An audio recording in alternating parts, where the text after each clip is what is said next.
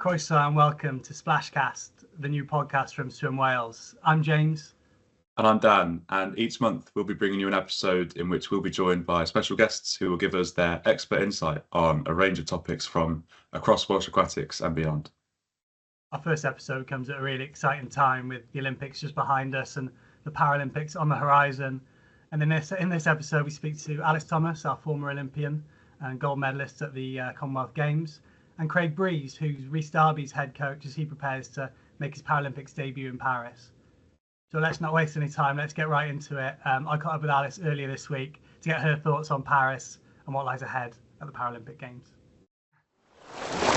Well, we're delighted to be joined by Alys Thomas, our former Olympian and Commonwealth Games gold medalist, and now one of our team here at Swim Wales. So thanks for joining us, Alys. How are you?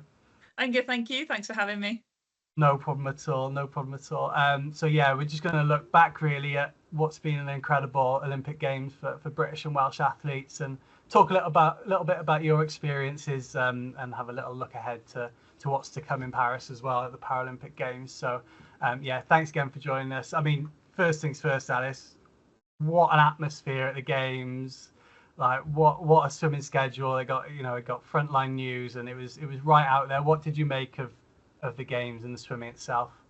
Yeah, it was really awesome again to see swimming on the TV. Like, obviously, whenever Olympics or Commonwealth Games come around, it's just a really awesome opportunity to have swimming on the TV, and to have so much coverage of it, I think, was a really great thing to see. It's just really great to have it on, like, in the morning as soon as you get up. You've got the swimming heats on, and then in the afternoon and the evenings, to have such a huge chunk of the evening straight away, to have it on there for like 9 days straight was such a great thing to have. And to see our guys up there doing such an awesome job representing Wales, representing GB, and doing themselves justice, and such a great an asset to themselves and an asset to their club and coaches, and Wales and GB as a whole was such a really great thing to see. What was it like for you, having been there in Tokyo? What was it like on that first day watching? Like, did you feel? Well, how did you feel? It was quite a weird thing, really, to see. Well, like, the atmosphere coming through on the TV screen was just such a massive, I suppose, difference to what I experienced in Tokyo. So obviously we didn't have the crowds, but we did have the massive arena. So, like, to see all those seats filled and to hear the roar of the crowd, the French crowd cheering for everyone, coming through on the TV screens, it was just, I was like, oh my gosh, that's what it's meant to feel like, I suppose. And, like, yes, I've swam in big crowds, obviously, out in Australia and at World Champs and things like that, but to have it on Olympic level, everyone's always said, like, that's your pinnacle, and that's what you want the sport to feel like. And I suppose, like, I had such a mixture of emotions of being like, oh, that's what I didn't realize was missing, I suppose. But so great to actually, for all the athletes that were there to really experience that, and to feel almost like, I don't know, like that's what was missing, and that's what was meant to have been there in Tokyo. And almost like, I don't know, it was almost like a full circle kind of, oh, now we've finally got this, and now we're back to normal. Now we're back to where we're meant to be, sort of feeling. I felt like, but yeah, it was such an amazing thing to really see and feel. It must be incredible for the athletes. I mean, you look at what Marchand did out there, and the back, and that must have had an influence, right? Yeah, like, that's insane, really, to have. God, how many people were there? Like 17,000 people in that stand. Everyone screaming his name, like the whole stand. Every time he was breathing on his breaststroke, they were shouting for him. Like, that's insane, like, to experience. And the only thing I can assimilate that to was swimming out in Hungary and having the Hungarians swimming in the same heat as me, and they love their swimming as well, and to have all of them screaming, and I was, in my head, I was like, yeah, they're screaming for me. So I just hope that everybody in Leon's heat or finals were like, no, they're screaming for me, it's fine. And yeah, it's just a mad thing, I think, to be able to experience, and that just must be absolutely insane to be in that atmosphere, and to feed off all of that energy must be so cool. And we saw that with Team GB athletes, 5 medals, a lot of close calls as well. How did you see the sort of GB performance overall? I feel like they did awesome. Like, it's so tough at that level. There's going to be close calls, and it's very easy to to look at that and be like, oh, there were so many near misses, but you can look at that in a positive light. So if there were so many, like they fell on the right side as well. Like you can look at it and say they fell on the wrong side, but they fell on the right side. And I think Adam Peaty said it at one point that he could have, you know, he got silver, but it could have easily been bronze or fourth. And I think Matt said a similar thing where he felt he got gold in his 200 free, but it came up as silver, but that could have easily been third or fourth as well. So it's very easy to say they were near misses when in actual fact they fell on the right side, you know. So I think, you know, it's human nature to always try and look for the negatives when in actual fact you've got to look for the positives. And I think the team on the whole did an awesome job in, you know, what could have been quite a challenging environment where, you know, we've heard some things around the food and the village environment, things like that.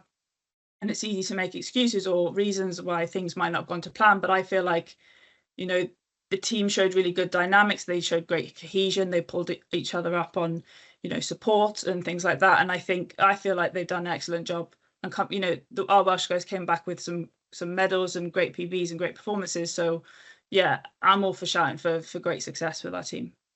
Yeah, you mentioned it there. I think Welsh athletes' most successful Olympic Games in 127 years, which is unbelievable. Like you talked about Matt there, like he just keeps getting better and better, and you know he showed some real resilience after coming back from a period where he was really challenged as well.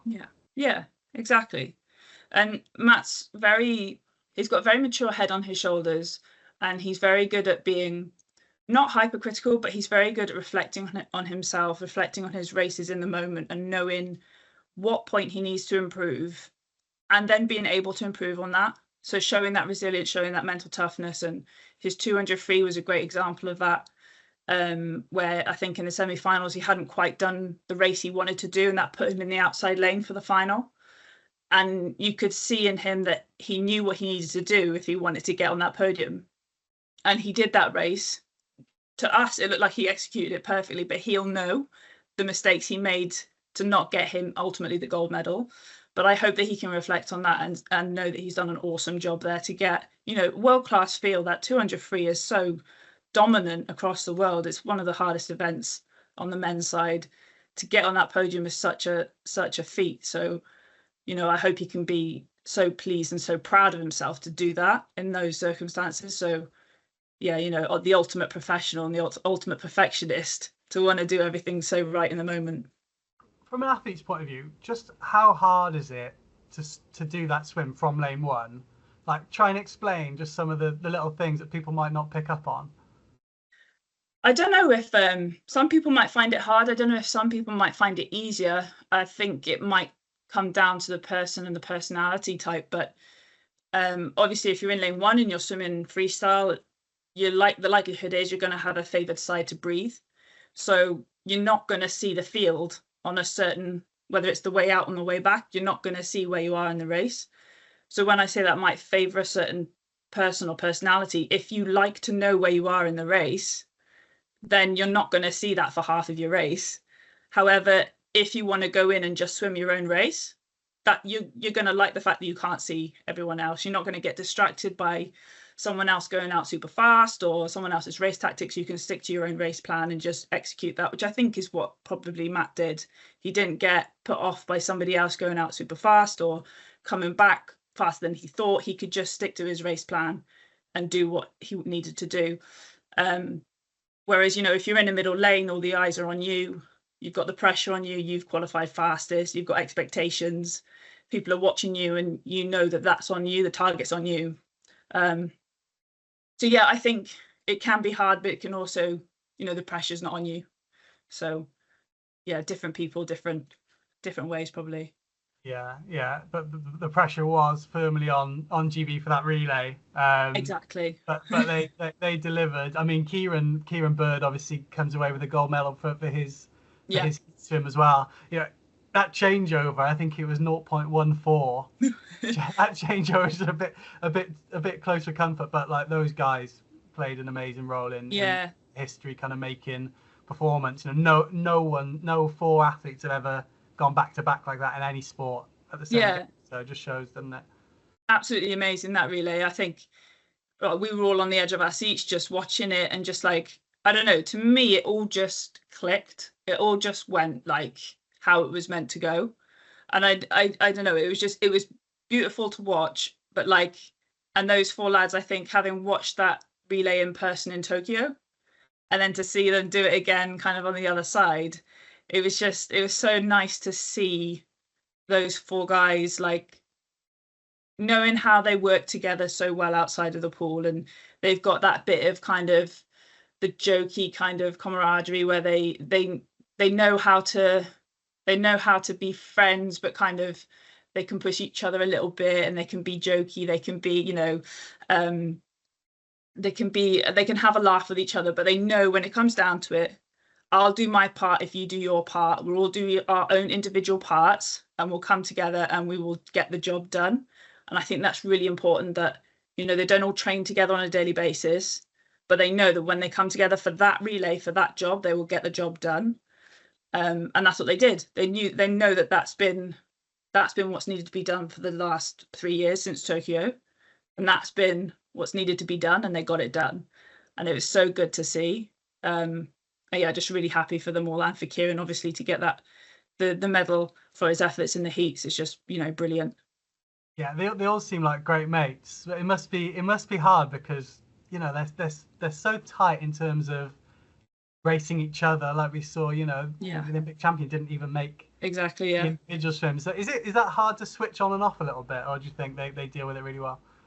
I think they do deal with it really well because, like you say, Tom Dean not making it in his individual from trials, you can see that, they're competitors when it comes to the individual in the pool, but that doesn't translate, though. That doesn't come across outside of the pool, right? So they're competitors when they dive in for the individual and they're against each other. But as soon as that race is over, they're back to being mates and supporting each other because they know that that's needed for that relay. So I find it's really interesting to kind of watch that dynamic and see how mature they are when it comes to that, and how professional they are about that, because it's that event, that 200 free, it's stacked across Britain. By doing what they've done with that relay, it's inspired so many beneath them that event in Britain that depth has become so deep, right? Because everyone now knows that there's an opportunity there. There's opportunity there that if you can push those guys on and know that they're still become world class, you've got opportunity there to make that relay even better, to push them on to become the next ones underneath them, so that depth then becomes even stronger, that relay becomes even better. So yeah, it's really good to see the legacy that those guys then leave, whenever that may be. Yeah, 100%. And I mean, for some of our other athletes that made it to Paris, I mean, Dan and Mehdi, for example, like, just an amazing achievement to get there in the first place. Yeah, 100%. 2 Olympics for Dan Jerv, that's an amazing achievement. And for Mehdi, her first Olympics after the year that she's had, personal circumstances, moving centres, I hope she's had the experience of a lifetime being out there and learned so much that she can then move on now with the rest of her career. So yeah, and Hector as well, and obviously Rhys to come. It's amazing that 100%. We've got so many in so many different events. Yeah, it's really good. Was there any particular event at the Olympics that surprised you, or that you thought was incredible? I guess Leon going back to back in that final session. Yeah, I mean that was just insane on some levels, but I don't know, he's such a technical swimmer as well, and I think you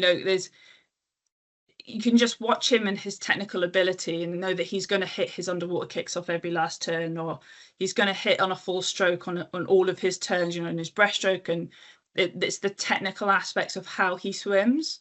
It's not brute force on everything, it's technical. He hits every stroke as it's meant to be done.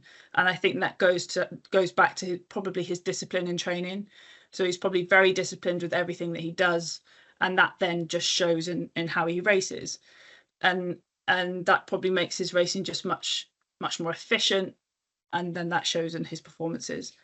So it's really lovely to watch him race, It's just, it's enjoyable to watch him race. It doesn't look hard. It looks easy. It's not, but it looks easy, and you're like, how is he doing this? But yeah, that's just phenomenal. Something that's never been done before. And yeah, a massive talking point of the whole Olympics, really. I mean, I remember watching a clip, I think, of once the athletics had started. That stopped because the crowd were watching Leon in a final. I don't remember anything like that ever happening before, where the athletics was halted because the crowd were busy doing something else. That's massive. So yeah, I mean, there were loads of things that I were watching thinking, oh, this is amazing, but I can't kind of like comprehend them at the moment. Yeah, but I guess it's those inspirational moments that will really carry that inspiration forward into LA, and hopefully a Commonwealth Games soon as well. Like really exciting times ahead for Wales and Britain. Matt's still young, Medi's very young, even Kieran, and then we've got a really good pathway coming through as in your role. So really exciting times ahead. Exactly, yeah. I think it our sort of Welsh Olympians, we've got a mixture there in terms of age and experience, and I think now we're at sort of a transition point of being able to use our experience now to kind of give back and start to develop the next, like you say, the next part of the pathway. And we've got a few good sort of up and coming swimmers that are showing that progression, and like you say, looking ahead now to kind of hopefully a Commonwealth Games, and then a way to sort of LA, and that kind of in that direction. I think it will be a really interesting time to kind of show where now Wales are progressing into, and what that kind of looks like. It's a kind of really interesting transition period, kind of that next generation, and that next Welsh swimmer, that next Welsh Commonwealth medalist, if that's where we're going, and that next Welsh Olympian, who that might be and what that might look like. I think it's a really exciting time.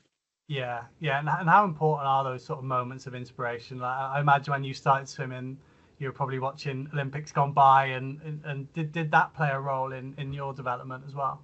I think it's massive. I think, being able to capitalize on these moments are hugely impactful, because, being able to see someone that did what I did, or looked like me on TV, doing what I did, well, I was like, well, hang on a minute, they're doing what I do. They're just doing it slightly better, obviously.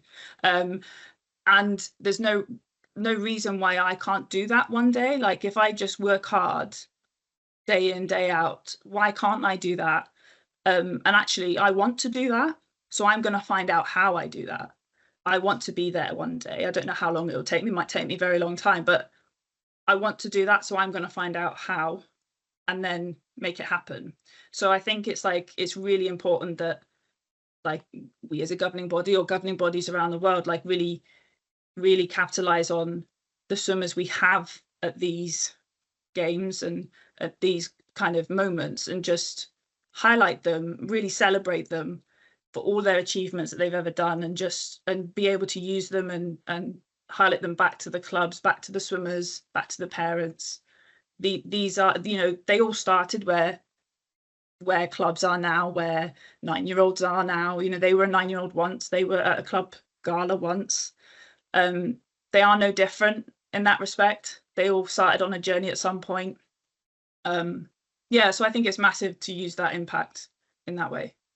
Absolutely. And someone who would have been watching closely, I guess, is Rhys Darbey in preparation for the Paralympic Games. Like, he's had an amazing story, hasn't he? Only got classified a few years ago, and silver on his World Championships debut. Like, what do you think he can go out there and do? His potential is massive. He's a great lad. He's a great guy. Again, a very technical swimmer. He's got huge potential, and he could go out there and do great things. And I really, really hope that he enjoys it mostly. He has a really great experience, and he just uses the opportunity to see what he can do. He loves to race. He loves to race the guys next to him. So as long as he goes out there and does that, hopefully, who knows? Let's see what he can do. Yeah. Hopefully, fingers crossed, he goes out there and does his thing. I mean, just in terms of the Paralympics, like, what a stage to be on. Like, how inspirational is it to see those guys? I hope, if the Olympics are anything to go by, in the show that Paris has put on, if they do anywhere near the same as that, which I'm 100% sure they will, the Paralympics are going to be absolutely amazing. So to be able to put them on the same stage, with the same crowds, the same, atmosphere, the lights, everything else, it's going to be absolutely awesome to see. And I can't wait to tune in the same and see the same kind of level and the same athletes doing the same things at the same, pinnacle of their career. So yeah, awesome. I can't wait to watch it. Yeah, totally. I think just lastly, I think we'll finish on, if someone's been inspired by those games, by watching, the amazing performances of those athletes, what advice would you give to someone who's thinking about diving in, or, thinking about improving themselves and trying to get into this sport? Go for it. Do it. If you're thinking about getting into the sport, just do it. Like, look for the opportunities. If there's ever any opportunities where you're thinking, oh, shall I give it a go? Do it. There's always people out there that are going to support. There's always going to be clubs. There's going to be, there's NGBs that have got tons of signposting to help support, no matter what background or experience you have. Reach out, ask for help. We're here. There's plenty of people here that are going to support and help signpost to the relevant people to help support and get you involved and get you active. So yeah, just do it. Amazing. Here. Alys, Diolch, thank you very much for joining us on our first Swim Whale Splashcast. And I'm sure we'll be in touch again, and we'll see you soon. So thank you very much. Thank you. Now, Welsh swimmer Rhys Darbey will be taken to the pool on the 4th of September to take part in the SM14 200 IM in Paris. James and I caught up with his coach and Nofio Clwyd head coach Craig Breeze earlier on to discuss Rhys's journey and Craig's journey as his coach. So sit back and enjoy. I'm delighted to be joined by Craig Breeze, head coach up at Nofio Clwyd, and Rhys Darbey's coach as he heads off to Paris for the Paralympic Games. Thanks for joining us, Craig. How are you? Very welcome. I'm very well, thank you. Excited, but not wait yet. How much is that excitement building for you now? Oh, it's been massive, with Rhys. Just, I suppose, working with him, working closely. He's had a little bit of time away from the program for the last couple of weeks with training in Manchester, as we've closed our program for the summer. But he's in good shape. I've been over to see him 2 or 3 times now while he's been over there, and he's looking good. He's looking good, and he's in a good place, I think, mentally, which is always nice. Amazing. Yeah. And if we take it back to the start, almost, it seems like Rhys has really burst onto the scene in terms of para swimming. But you've obviously worked with him for a long time. A long time, yeah. Just talk to me about his journey, really. Well, I actually coached Rhys when I started my own journey, really, in Connors Quay as just a volunteer coach. Been asked to sort of join the team as a parent of one of the swimmers because my daughter swam, and I think that from talking to a lot of coaches, that's probably how their journey starts. They're just a parent on the side, and they get asked to help, which I did, and then Rhys joined my squad as a 8-year-old. And he was just he always you could see he always had a little bit of a talent. He was good for his age group. Never wasn't a big swimmer, like some of these good swimmers in their age group categories where they're maybe a year older than some of their other peers, or they're twice the size of them. That was never the case with Rhys, but he just always had a little bit of an aptitude for it, and he's so as I say, that was from the age of about 8 or 9, and then that progressed through. At the time, I wasn't even aware of Nofio Clwyd, and they just started to operate out of our centre at Connors Quay, and it was only through, I suppose, it was through me asking some questions, going, "What is it? Who are they?" As somebody new into the sport, if you like, as a coach, and was told who they were. And I started asking some questions myself then of the existing sort of head coach at the time, and just saying, how come I've not been explained that actually this is a pathway for some of our swimmers that they could be on. And in long story short, identified Rhys as one of these sort of swimmers that actually might really benefit from some additional coaching and in enhanced pathway sort of processing. And yeah, we moved him over. I think he was about 10 or 11 into what was and still exists is our sort of skills squad within Nofio Clwyd, which was the performance centre that was open to all the clubs in Flintshire.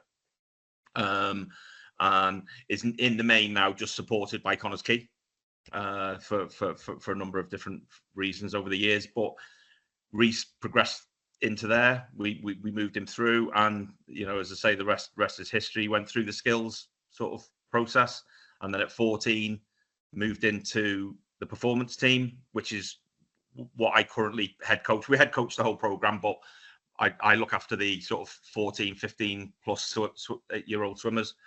And provisionally that was Alyd.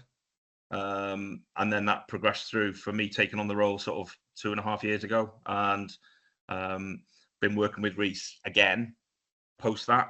And yeah, as I say, he's a pleasure to work with. He has his moments, as all the swimmers do, but he is a pleasure to coach, and it's great that I've been part. I feel like I've seen his journey as well as been a part of it, which has been amazing. Yeah, and just talk about his classification journey, really, because obviously classified a couple of years ago now, and he's done great things since. But how did that kind of come about? And there's obviously a lot of categories. Sometimes it's very complex. Where does sort of S14, SN14 fit in? Well, I think provisionally it was prior. It actually started prior to me taking on the coaching role, and I think through a little bit through Alyd's experience with with Wales and Para, I think he just identified that there was a potential for with some stuff he was seeing from Rhys at because he probably would have been about 15 at the time. Just some things he was seeing that he was piecing together from his own experiences, and just thought there's a possibility here. And I think there was then conversations with parents, and they were happy to support it. And then that process had started. And then when I joined the team was literally at the point that Rhys had just gone through and was still awaiting to hear, but had gone through the classification process. And since then, he's been classified again, which he had to go through again in January just gone. And probably expect him to be classified maybe once or twice more before he's 18. But I think my understanding will be that once they are done, if he's still in that classification, then that will be it completed. And he won't need further classification. But up until that time, he will have to be classified and reclassified just to assess the process within the classification itself and the relevant protocols they go through to assess that he's still maintaining an S14 level. Yeah, I guess in terms of looking forward to his preparation for Paris and the Paralympics, how have you sort of worked with him and helped him specifically prepare for the pressures of Paralympics and competing on such a big stage? I think we've done what we can by way of just making sure that he's supported, he's got what he needs, with a lot of his support that he gets through being on the podium squad with British Swimming, or Aquatics GB as it is now. They provide a lot of additional support by way of whether it's psychological, physiotherapy, lots of small things. As far as where we go, just making sure that he feels comfortable, making sure that he understands what the magnitude of it is. He's sat and watched the Olympics. He knew he was going to do that, and he's got himself familiar with some of the expectations by way of the crowd and what might be present there. We've exposed him to some meets, as have Wales, as have Aquatics GB, to take them abroad and get them used to being in unfamiliar environments, which has been amazing, because I've actually seen Rhys grow in the last 12 months with some of the exposures he's had to, he's been, he's obviously done trials at London Aquatics. That was a first for him to be in London. We'll sit down, we'll do debriefs on the back of those to make sure he's sort of what he's taken from it and the learning that he's had. But he's also, been in Berlin. He's had a camp in Turkey. All different experiences in presenting him with different challenges, which again, we've sat down and said, look, these are all really positive, especially for you to be able to grow and be able to deal with some of the things that you may have to deal with when you're in Paris. And I think, as a team, really, it's been, it's as with lots of this, whether it's you learn to swim teachers, whether it's your coaches when you first started, whether it's the national governing body, the aquatics GB, everybody's having a little bit of an input to try and help him get to the level he is. And hopefully he goes from strength to strength. And he's definitely of a mindset to help him do that. I think with his love for the sport, and I think lots of them say, he's happy accepting new challenges. He's quite a laid back character. So just making sure that he's comfy in his environment and that he feels supported is all good for him being ready for what he's going to have in front of him. Yeah, you mentioned that sort of team ethic, everyone's sort of chipping in a little bit. How important is that collaboration? Oh, I think it's massive, absolutely massive. And, everybody needs to take the credit. If there's even, we're not in it for I'm certainly not in it for the credit. I'm in it to just, because of the enjoyment that I get from it and the enjoyment I get from seeing these guys progress, regardless of whether that's to international level or national or regional, it doesn't matter. That's why I got into it in the first place, because I knew how much enjoyment I got personally out of it. And hopefully that comes across to the kids, because you remind them of that, and that's why we're doing it. But it's amazing to see his growth and be a part of it as well, because it's helping me grow. It's me, I'm seeing things through Rhys that I may not have had Rhys not achieved what he's achieved. So I'm massively thankful for that as well. In how it's helping me grow and gain new experiences that I might not have had. And I've made sure that he's aware that I'm thankful for that, in the same way that he's constantly, and his parents are constantly thanking me for my support for him. But to me, everybody needs to because I couldn't do it on my own. You guys couldn't do it on your own. It's all the guys who helped him love the sport when he first got into the sport, and the swimming club and the environment that we created back when he was 8, that's allowed him to carry on through that, spotting a little bit of his talents and pushing him into the performance pathway. And then, the governing bodies, the Aquatics GB and their support, and Swim Wales support. It's like, as I say, it's all part of his journey, and it's all helping him become the person that he is. And right now, that's an amazing individual, by way of his attitude, his ethic, his and hopefully, fingers crossed, he goes and does something amazing when he's in Paris. But even if that isn't a podium, it's still a massive achievement, and we'll get massive amounts from it. So hopefully, whether it's through our para support or just generally our centre and the exposure it can give to try and just motivate the next gen, because that's where we're at in a lot of what we're doing. We saw such an obliteration, to be honest, of swimmers and numbers in swimming club post COVID. In a positive, it's starting to fight back, and I'm hopeful that this can just add to that. Just more motivation, more incentivization. It's like, just keep talking about it. We've given him lots of exposure at the centre. Lots of people interested, and we'll keep trying to do that, and hopefully keep plotting his journey, and hopefully we see some others pop through. We've had some support from our grant, which is something we're going to look for from Swim Wales, which is amazing, to try and sort of start driving a little bit more on the para side, that to allow us to do that, try and get some more interest. But what Rhys is doing and the exposure we can give to that can only help that. Yeah, that inspiration, such a big piece, isn't it? Oh, huge. And he knows, I guess, and that if he goes out to Paris and swims well, then it could well end up with a medal or a PB or an amazing performance. Absolutely. Which I guess is the goal. Just going there and doing your best, controlling what you can control. Is that the message you give into Rhys? 100%. 100%. He knows. We've done a lot about controlling what he can control. He does. There's been times where he struggles when things feel a little bit out of control or he's feeling a bit overwhelmed. That's when it can go wrong. So just keep talking to him about that message of saying, look, stay in control what you can. And he's fully abreast and aware. We've tried to make sure that he understands what he's walking into when he goes to Paris. And we had a funny story just before he went off to Manchester. And again, just talking about inspiration, was we had a little girl who was just coming in for learn to swim, because obviously they're there while we're there in the afternoons.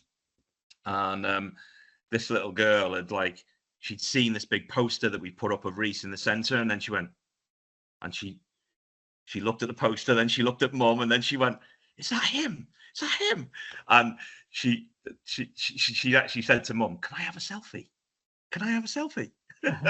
And Mum had come over, because I was talking to Rhys at the time, and Mum had come over and said, "Would you mind?" And he's like, "Do you know what? He's had a little bit of exposure to some things like this now, so again, he's really good." And he went, "Oh, that'll be fine, yeah." And then the little girl ran down the corridor because she got scared.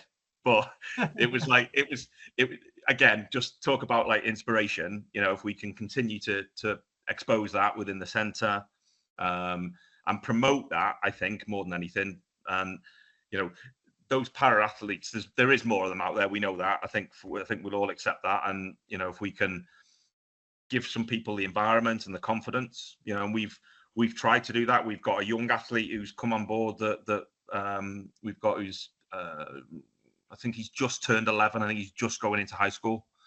We've had him for about 12 months now, and he's been classified, and he just loves it.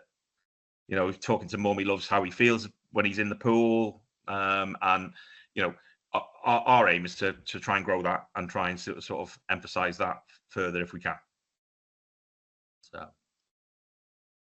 Sounds good. And yeah, I wanted to touch on that about, I guess, the future of para swimming in Wales and what you think maybe that looks like after Paris and maybe in the next few months and years, and what you think maybe your part is in that, what Rhys's part is, and what that looks like moving forward. Well, I think as far as, I feel like we've probably done a lot. We've done quite a lot. And I see it continuing to be a lot, as far as, from Rhys's point of view, he loves the idea of promoting the sport. He loves the idea of more people swimming. He knows how much he's got from it, and this is all not lost on him. And from our point of view, to continue to drive that and drive the message, and promote it on a wider scale, and with support from Swim Wales, which we've gained and continue to try and gain, will hopefully allow us to grow that and continue to promote it and give that positive message, which will hopefully be constantly reinforced by Rhys and what Rhys has been able to deliver both locally, nationally, and internationally, I think. So sounds good. And in terms of, again, long term, I guess, or medium and long term, but looking back at Rhys, what do you think his goals are, both within Paris specifically, and then maybe afterwards, even later on in his career? Well, I think he's had lots of positive messages. Been engaged in meetings. Whether it's chatting through with Alys at Swim Wales, or setting sort of medium to long term goals with British swimming through his podium squad access there. And I just think there's just high hopes for him if he can continue to maintain his level. There's no reason he can't. There's a lot more to come from him. There's still steps he can make by way of just the level of what's the word I could use? Just the level of training that he could put in and the volume that would be maybe he would be capable of delivering, that will still allow him to, you know, in the scheme of physiology and things like that, to grow, develop, continue to get better and get faster and push the boundaries. And, you know, he's certainly got eyes on Los Angeles. There's no doubt about that. We've spoke about that. I know British Swimming, or Aquatics GB as they are now, have spoke about that with him. And, you know, if anything, that's probably where they would believe he'd probably be closer to being in his prime than now. The fact that he's relatively competitive is amazing, and that he could go there and, you know, as he did in the World Championships, you know, he's going in, I think, in the best shape he's been in. But there's more to come from him, and, you know, as he matures, you know, he's still only, you know, he's only just turned 17, so there's more to come as he develops, sort of physically as much as anything. And fingers crossed, you know, as I say, that they would believe that. I think just from the history of stats and things like that they have, you know, 21's probably closer to, you know, gold medalist ages than 17. And that might, you know, that might be realised. You know, you think about the Canadian swimmer who's going in as ranked number 1, who Rhys, you know, as I said to you before, he knew when he swam his best time in his own trials back in April. He knew within 2 hours of him doing it. And he's sort of 20, and he was who Rhys finished second to in the Worlds in last July. So, but he's pushed the boundary, but so has Rhys, and Rhys has got a potential. Whether he's got the potential to maximise gold, he may do. You know, that the lad might not turn up, he might not. But if we're just going on times, you know, he's certainly got a chance of achieving podium success, which will be just phenomenal. And if he stays in a good mindset. Absolutely. It'd be amazing, wouldn't it? And yeah, sounds promising for the next few years as well. Screaming at the telly. Screaming at Yeah, we'll all be watching and following. Have you got any plans up in your neck of the woods to watch? Well, to be honest, I have to be honest. I'm very much I think I'd like to watch it on my own, in my own little space. But you know, we've done a lot at the centre. I know there's going to be some stuff. We'll probably do some stuff at the centre, certainly around his final, provided he gets to it. Fingers crossed. But yeah, so we'll get some people around at the centre, do a few bits. But I might have to take myself away, I think, just to watch it, to scream at the telly myself. Well, everything crossed. We'll be watching 100%. and supporting from Swim Wales HQ as well. So Yeah. Thanks so much for joining us, Craig. Really You're welcome. Time, and yeah, I'm sure we'll be in touch during the event. So there we go. Great to speak to Craig. So thanks to Craig and Alys for joining us on our inaugural episode, and good luck to Rhys for the Paralympics, obviously, too. We'll all be watching on keenly. And yeah, thanks for joining us. Thanks for listening. We'll see you again soon for the next episode. Cheers, James. Thanks, Dan. See you next time, guys.